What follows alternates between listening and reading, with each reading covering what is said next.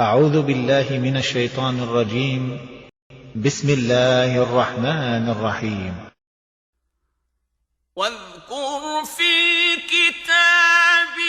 إبراهيم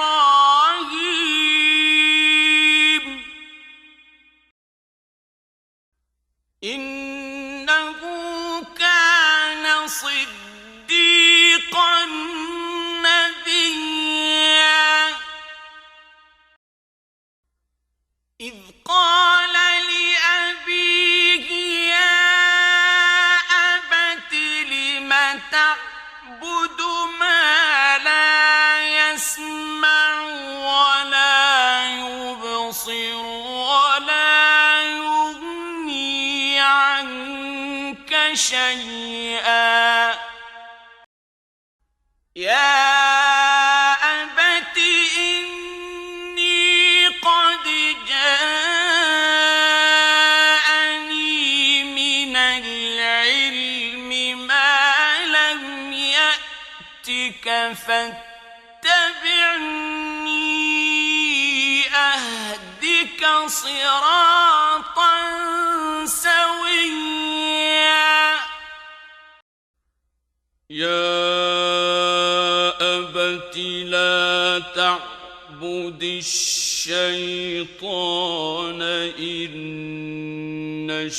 الشيطان كان للرحمن عصيا يا أبت إني أخاف أن يمسك عذاب من الرحمن فتكون للشيطان وليا قال أراغب أنت عن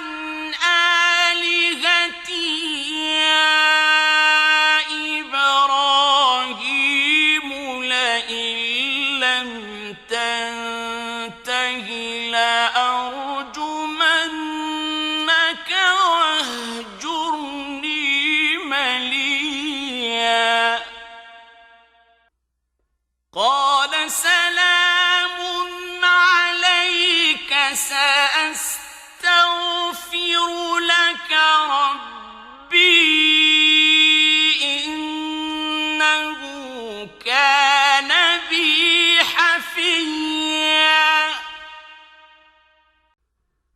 وأعتزلكم وما تدعون من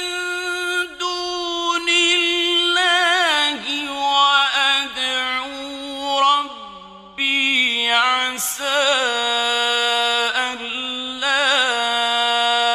أكون بدعاء ربي شقيا فلما اعتزلهم وما يعبدون من دون الله وهبنا له إسحاق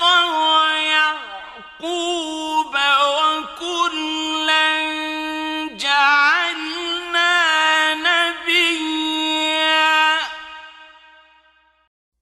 ووهبنا لهم من رحمتنا وجعلنا لهم لسان صدق عليا